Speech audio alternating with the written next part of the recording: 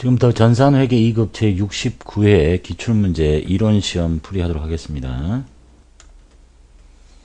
문제 1번. 다음은 X1년 12월 31일 자료이다.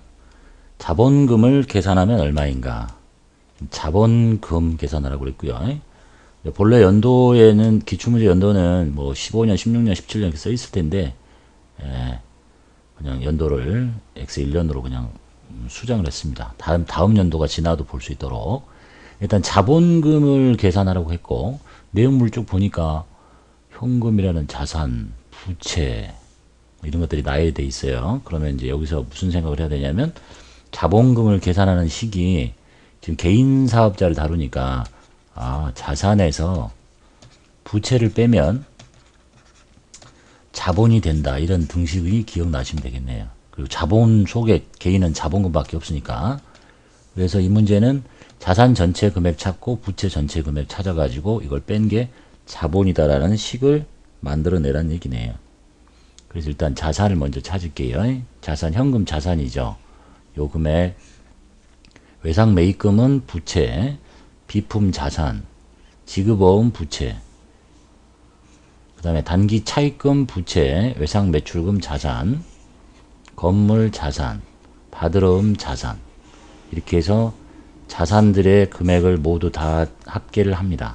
그럼 자산 총액은 190만 원이라는 걸 알 수 있고, 그 다음에 부채 빼기 75만 원. 그러면 자본은, 즉 자본, 개인회사는 자본금밖에 없으니까 자본이나 자본금이나 똑같은 말이라고 보시면 돼요. 이렇게. 그래서 답은 115만 원이 되겠습니다. 1번. 문제 2번. 다음 중 당좌 자산의 종류를 물어보네요. 당좌 자산의 종류. 아닌 것. 선급금, 당좌 자산입니다. 미수 수익, 미수금의 성질을 갖는 자산이에요. 얘도 당좌 자산. 선수 수익은 선수금의 성질을 갖는 부채입니다. 이게 틀렸고, 단기 매매증권도 당좌 자산이네요. 그래서 답은 3번이 되겠습니다. 이런 자산, 부채, 자본의 분류를 이렇게 물어볼 때는 당연히 이 정도는 다 구분하셔야 되겠죠. 그런데 뭐 혹시 정말 어려운 게 나와서 이해 잘 못 골라내겠다, 헷갈린다 그러면 프로그램을 동원해 가지고 프로그램에 계정 과목 및 적요 등록이라는 기능, 이 메뉴를 열어서 찾아보셔도 돼요. 근데 뭐 그렇게 하라고 하는 사람들도 있는데, 이런 것도 못 골라내면 이런 시험 보러 가면 안 되죠. 어차피 여러분이 회계 2급만 하고 멈출 거 아니잖아요. 그래서 이 정도는 다 알고 계셔야 됩니다. 문제 3번. 다음은 건물과 관련된 자료입니다. X2년에 12월 31일이네요. 기말이라고 보시면 되겠고, 감가상각 B는 얼마인가 라고 물어봤습니다. 자, 자산은 전년도 X1년에 취득했어요. 초에 1월 1일에 취득가액 800만원짜리 취득세가 있고, 이 취득세를 알려준 거는, 이 취득세는 취득한 자산의 부대 원가니까 자산의 원가에 가산해야 된다, 이런 얘기 있죠. 여기다 더해서 감가상각비를 계산할 때 써야 된다. 그 다음에 상각률은 10%고 정률법을 써야 그랬어요. 이제 정률법의 계산식이 기억나시면 되겠죠. 정률법의 계산식은, 감가상각비 계산식은 미상각 잔액 곱하기 정률이라고 배웠습니다. 그런데 이제 미상각 잔액이란 말을 다른 표현으로 쓰면 취득원가, 지금 감가상각하지 않고 남아있는 금액이니까 취득원가에서 그동안까지 했던 감가상각 누계액을 뺀 금액이라고 표현할 수도 있는 거예요. 상각하지 않고 남은 금액, 즉 처음에 사서 상각을 하고 나면 그 나머지가 미상각 잔액일 거니까. 이 사람은 1년도에 취득을 해서 취득원가가 800만원짜리고, 취득세는 취득할 때 자산의 원가에 더해야 되죠. 그래서 850만원짜리 자산이 되는 거예요. 이렇게. 이게 취득원가예요. 그 다음에 첫 번째 연도에는 상각한 적이 없죠. 그러니까 이 금액 자체가 곧바로 미상각 잔액이 되고 곱하기 정률 10%를 쓰라고 했습니다. 그러면 첫 번째 연도의 감가상각비는 85만원이 됩니다. 정액법이면 매년 똑같을 수도 있겠지만 정률법이니까 그 다음 연도에는 이 금액 850만원 취득 원가에서 그동안에 상각했던 요 금액 있죠. 85만원을 뺍니다. 그 금액이 곧 미상각 잔액이 됩니다. 곱하기 10%. 이게 X2년도의 감가상각비가 됩니다. 76만 5천원이 되겠네요. 답은 3번. 문제 4번. 상품 거래 시 발생하는 내용 중 틀린 것. 상품 매입할 때 발생하는 운임이 운반비가 당점은 본인이에요, 본인. 상대방은 동점이라고 부릅니다. 동점은 타인을 말하는 거고 당점은 본인이라는 뜻이고, 본인이 부담할 경우에 상품 매입 시 본인이 부담하는 운반비는 자산 취득하는 부대 원가니까 매입가액에 포함시킵니다. 당연한 얘기네요. 그 다음에 상품을 매입하고 대금을 나중에 줍니다. 그러면 상품을 구입한 거래가 상거래니까 미지급금을 쓰는 게 아니라 외상 매입금이라고 하셔야 되겠죠. 이 미지급금은 상거래가 아닌 채무일 때 쓰는 이름입니다. 그래서 이게 틀렸네요. 그리고 상품을 매출할 때 운반비는 내가 부담한다. 그러면 판매 과정이니까 판매비와 관리비의 운반비가 맞습니다. 그 다음에 상품은 판매를 목적으로 하는 자산으로 재고자산에 속합니다. 재고자산은 판매를 하기 위해서 보유하고 있는 자산입니다. 그래서 처음 공부하시는 분 중에 제일 많이 질문하는 게 운반비죠. 왜 운반비를 운반비라고 부르지 못하게 하는가? 내가 자산을 취득하는 과정에서 발생하는 운반비는 자산의 원가에 가산하는 거고, 내가 판매하는 과정에서 발생하는 운반비는 그냥 운반비인 거야. 판매비와 관리비란 얘기예요. 요걸 기억하시고요. 문제 5번 보겠습니다. 다음 계정 기입에 4월 25일 거래. 요 거래 추정하라는 얘기죠. 저렇게 계정을 숙달하지 못하신 분들은 잘 어려울 수도 있는데, 계정은 이렇게 생각하시면 돼요. 이거는 필요 없는 정보예요. 이거 없다고 생각하시면 돼. 얘가 아니야, 원래. 이렇게. 그리고 이 계정이 자산이죠. 자산이 증가하면 이쪽에 적는 거고, 감소하면 이쪽에 적는 거예요. 이렇게. 증가. 그래서 4월 25일 거래를 추정하면 보통예금이라는 자산이 증가한 거잖아요. 보통예금이 5만원이 증가했어요. 그 다음에 4월 30일은 보통예금이라는 자산이 2만원 감소했어요. 이렇게 알 수 있어. 그런데 계정 기입에 이쪽에다가 아무것도 적지 않으면, 기입할 때 아무것도 적지 않으면 왜 보통예금에 돈이 들어왔는지, 왜 보통예금이 나갔는지를 알 수가 없어. 그래서 상대방의 이름을 적어주는 거예요. 그래서 상대방 이름이 여기가 외상 매출금이다. 이렇게 해서 적힌 게 지금 이거거든요. 그 다음에 여기는 외상 매입금이다. 외상 매입금을 갚았다. 외상 매출금을 받았다. 분계로 적으면 이 거래를 확인할 수 있는데, 이렇게 계정의 기입 법칙에 따라서 이렇게만 적어버리면 내용을 모르잖아. 보통예금이 들어온 건 알겠는데. 그래서 상대방 이쪽에 있는 이름을 적어준 거예요. 예? 얘가 왼쪽에 있는 게 아니에요. 예? 오른쪽에 있는 이름. 그래서 문제 4월 25일자의 이 거래 다시 지우고 봅시다. 그래서 예? 자, 그래서 얘 주인공은 얘야. 얘 보통예금이 차변인 거예요. 얘는 이쪽에 있는 거야.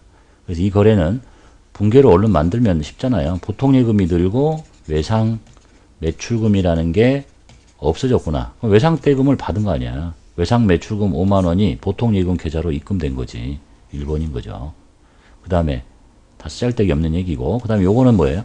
외상 매입금을 보통예금을 갚은 거지. 외상 매입금 5만원을 당좌수표는 아니고 보통예금 계좌에서, 둘 다 말이 안 되는 것들만 붙어 있네요. 여기 있다. 외상 매입금 5만원이 보통예금 계좌에 입금이 된 게 아니라 출금됐어. 출금. 나머지 거는 뭐 여기에 맞는 해석은 하나도 없네요. 이렇게 이해하시면 돼요. 계정은 별로 어렵지 않은데 처음 하시는 분들을 위해서 이 계정의 주인공은 얘입니다. 얘의 증가, 감소만 적으면 돼. 그런데 이 내용을 정확하게 알고 싶으니까 상대방의 이름을 적어준 거예요. 상대방. 얘는 이쪽에 있는 애가 아니라 이쪽에 있는 애를 적어준 거라고 보시면 돼요. 6번 문제 보겠습니다. 다음 회계 처리를 한 후, 다음 거래를 회계 처리한 후 보험료 계정에 가에 들어갈 금액, 지금 여기에 있는 숫자를 찾아내라는 얘기죠.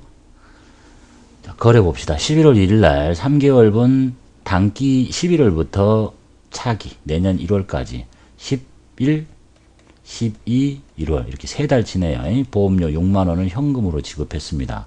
그러면 11월 1일 날 이렇게 분결 했겠죠. 보험료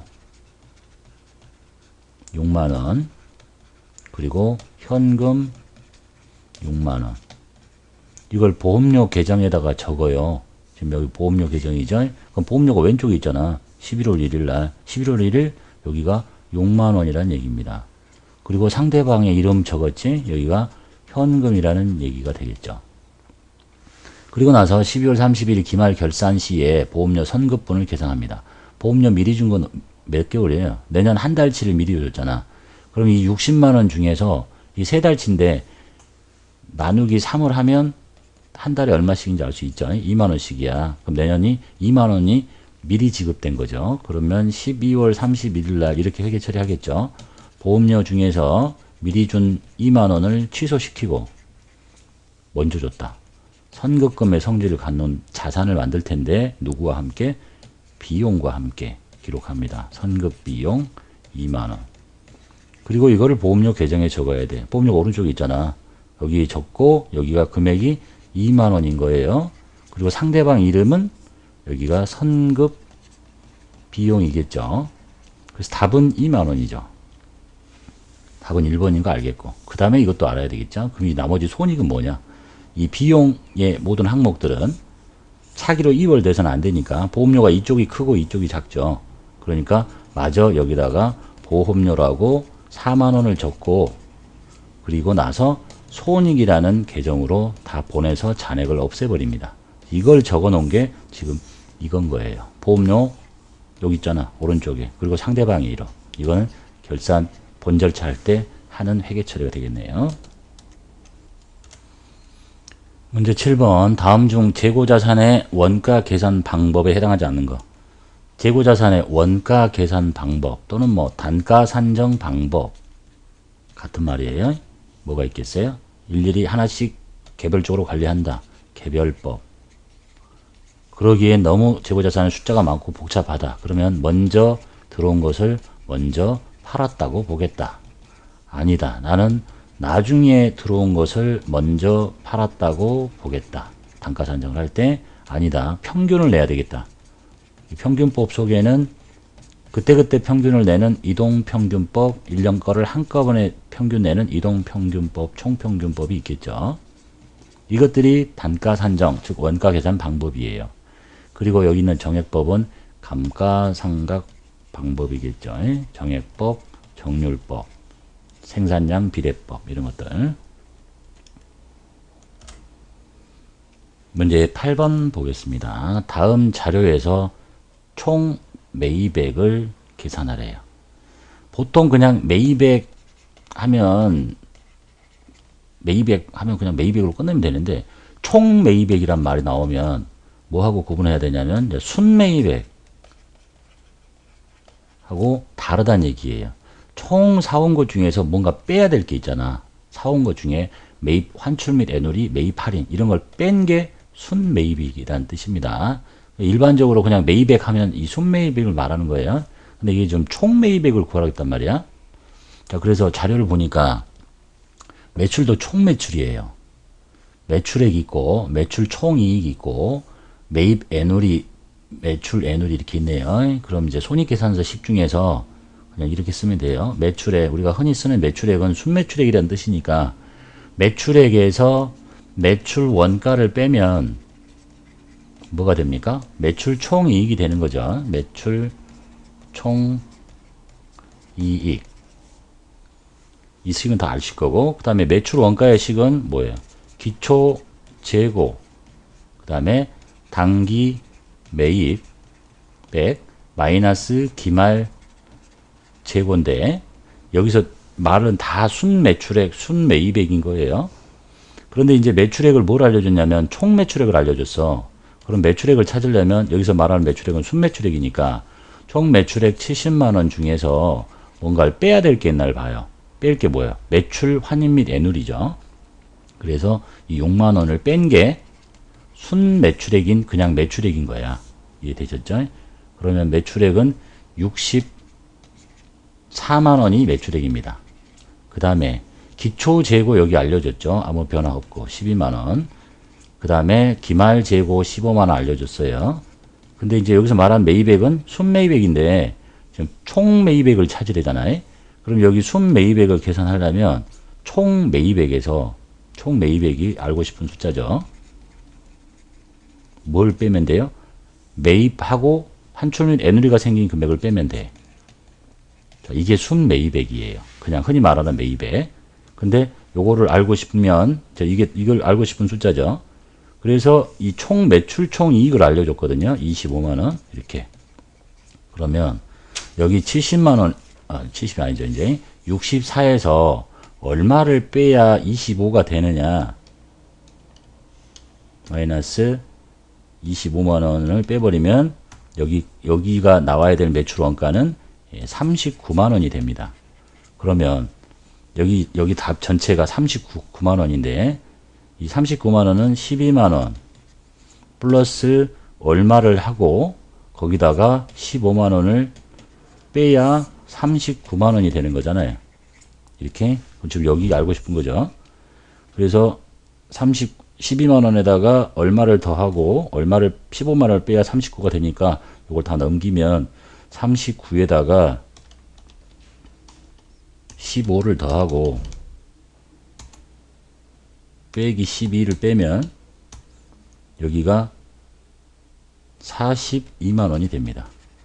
다시 계산해 볼게요. 12만 원 플러스 42만 원 마이너스 15만 원 그러면 39만 원이에요. 그럼 여기 답이 42라는 얘기야. 순매입액이. 근데 총매입액을 물어봤잖아요. 그러니까 여기다가 4만 원만 더 더한 것이 총매입액이 되겠죠. 그럼 46만 원이 답이네요. 이제 그렇게 지저분합니다. 이해되셨죠? 그러니까 논리는 그런 거니까. 이제 계산식은 이렇고, 원래 우리가 흔히 보는 구조, 매출액, 매출원가, 매출총이, 기초재고, 단기매입, 기말재고, 이거 다 순매입액인데, 얘가 총매출액 알려줬고, 거기서 빼야 될 매출 환입 및 애누리, 여기는 애누리 하나밖에 없으니까, 그런 것들 다 뺀 게 순매출액. 그 다음에 단기 매입액 중에서도 총 매입액에서 매입 환출 및 애누리를 뺀 게 순매입액이라고 보시면 되겠네요. 문제 9번 보겠습니다. 일반 기업회계 기준상 재무제표, 재무 상태를 나타내는 여러 가지 표에 해당되는 거. 재무상태표 맞죠? 손익계산서 맞고, 현금 흐름표, 자본 변동표, 주석을 포함한다. 답은 2번이 되겠습니다. 문제 10번. X2년의 상품 매출 총이익. 매출 총이익이에요. 구조 보니까 매출액 나왔고, 기말재고 나왔고, 2년도 기준이니까 기말이면 여기 1년도 말은 뭐가 되겠어요? 이게 지금 기초란 얘기겠죠. 이게 기초재고, 이게 기말재고, 그 다음에 판매 가능 상품.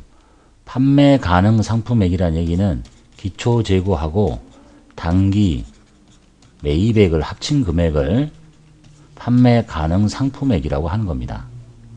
이 표현. 그래서 뭘 물어봤죠? 매출 총이익을 물어봤으니까 일단 매출액을 찾고 여기서 매출 원가를 빼고 나온 게 매출 총이익이죠. 매출액은 어디 있어? 여기 있잖아요. 850이 매출액이고 매출 원가는 기초 재고 찾습니다. 이게 기초 재고잖아요. 전기 말의 상품이니까 60만 원.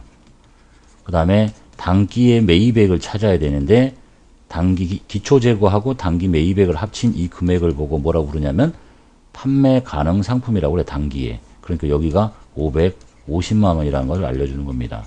그래서 기말을 뺍니다. 기말은 여기 있죠. 기말 50만 원. 여기서 50만 원을 빼. 550에서 50을 빼면 얼마 남아요? 500 남지. 그래서 850에서 500을 뺀 게 5, 6, 7, 8, 350만 원이 답이 되겠네요. 요 표현만 아시면 되죠. 판매 가능 상품액이란 말이 무슨 말인가? 11번 보겠습니다. 결합관계에 대한 거래 내용이 일치하는 것. 가는, 이제 문제 이게 가죠. 외상 매입한 상품 대금 15만 원을 현금으로 지급합니다. 그럼 얘는 외상 매입금이 없어지고 현금이 나가니까 부채의 감소와 자산의 감소가 맞는 거래가 되겠죠. 외상 매입한 상품 대금을 갚다. 근데 이거 아니잖아. 나에 대한 설명이네요. 나는 발행한 어음이 만기가 되어 어음 금액을 수표를 발행해서 줍니다. 발행한 어음은 지급어음이니까 어음이라는 부채가 없어지고 수표라는 자산이 없어져요. 얘도 부채가 없어지고 자산이 없어지는 거래입니다. 얘는 맞네요. 자기 거네. 그 다음에 개인 기업의 기업주 부담의 재산세를 현금으로 줍니다. 현금이라는 자산이 나간 건 맞고 그리고 자본이 줄어들어요. 이때 개인 기업 부담의 재산세를 냈다는 얘기는 자본의 감소 항목을 쓰시면 되고 뭐 직접 자본금 줄이지 않고 인출금이라는 계정을 써서 줄이죠. 그러니까 자본의 감소와 자산의 감소가 만나는 거래입니다. 네 번째 거 현금 30만 원을 출자해서 영업을 시작하면 자본이 증가한 건 맞고 자산이 증가하게 되겠죠. 이렇게 그래서 2번만 맞고 나머지는 다 틀렸네요. 문제 12번 보겠습니다. 다음에 계정과 분계장에 기록하는 방법이 묶음이 옳지 않은 것. 자, 계정이 외상매출금, 자산, 계정, 미지급금, 부채, 자본금, 자본, 임차료, 비용. 맞죠? 그래서 자산 계정, 부채, 자본 계정. 자산 계정은 증가할 때 차변, 감소할 때 대변. 부채와 자본 계정은 감소할 때 차변, 증가할 때 대변. 그 다음에 비용은 발생, 차변, 수익은 발생, 대변. 이렇게 기록하신다고 보여줬죠. 그러니까 외상 매출금 자산이잖아요. 증가할 때 차변이지. 맞네요. 미지급금 부채잖아. 감소할 때 차변. 맞네요. 자본금 증가할 때 대변이지 차변이 아니라 3번이 틀렸고, 그 다음에 임차료는 비용이죠. 비용은 발생할 때 차변. 그래서 이렇게 외우셔도 된다고 그랬죠. 이렇게 적으면 되지. 여기가 이제 차변이고 대변이니까 이거를 자산, 부채, 자본, 수익, 비용 이렇게 해서 자기 자리에 있으면 증가, 반대쪽이 감소. 자기 자리에 있으면 증가, 반대쪽은 감소. 발생, 이렇게 기억하시면 되겠네요. 순서는 자산, 부채, 자본, 수익, 비용. 이제 좀 더 지나가면 이렇게 일치해야 되는 게 이제 유사하지만 시산표 등식이라고 하죠. 여기가 이제 기말, 기초라는 것만 틀린 것 뿐이고. 문제 13번 판매비와 관리비에 속하지 않는 계정. 임차료 맞네요. 복리후생비, 감가상각비, 기부금은 영업 외 비용입니다. 이런 것도 프로그램에 계정 까목 및 적용 등록 기능을 사용할 수도 있는데 그런 걸 이용하고 있으면 답답하죠. 이 정도는 뭐 기본입니다. 문제 14번 임대인, 집주인인, 빌려준 사람 사무실 임대차 계약서를 작성했습니다. 임차인이 전세 보증금 지급 시 분기할 계정 과목이 뭐겠어요? 임차 보증금이지. 임차 보증금. 집주인은 임대 보증금. 이건 주인. 이 세입자인 나. 그래서 답은 4번이네요. 그리고 쓸데없는 얘기가 쭉 써있네요. 뭐 내용은 이렇게 생겼구나. 전세보증금 3억에 들어가고 살기로 했네요. 계약금 미리 준 적이 있고. 15번 문제 볼게요. 9월 20일 계정 기입에 대한 설명. 이거래잖아요. 얘가 주인공이 아니라고 그랬어요. 얘라고 그랬어요. 그러면 9월 20일자를 분계를 만들면 가수금 얘 거잖아. 20만원. 그리고 상대방의 이름을 써주는 거야. 이렇게 선수금 20만원이라고 확인할 수 있고 9월 10일 거는요. 얘가 아니야. 얘야. 주인은 얘가 오른쪽에 있는 거죠. 9월 10일날 날짜가 바뀌었다. 요것이 먼저인데 9월 10일 가수금이 오른쪽에 있어요. 가수금 20만원 그리고 상대방의 이름 현금 20만원. 그래서 거래를 살펴보면 9월 10일에 돈이 들어왔는데 내용을 알 수 없어서 가수금으로 처리했다가 9월 20일 날 가수금의 원인이 계약금 먼저 받은 선수금으로 밝혀졌다라고 확인할 수 있습니다. 읽어볼게요. 원인 불명의 송금 20만원이 선수금으로 지금 9월 20일자를 찾으라는 얘기죠. 9월 20일은 원인 불명의 송금액 20이 선수금으로 밝혀졌다. 이 말이 맞네요. 이게 답이네. 이게 답이고. 그 다음에 상품을 매입하기라고 계약금을 현금으로 줬다. 그러면 청구금이었겠지. 전혀 상관없는 얘기. 비품을 매각하고 대금은 현금으로 받았다. 상관없는 전혀 쓸데없는 얘기네요. 그래서 답은 1번이 되겠습니다.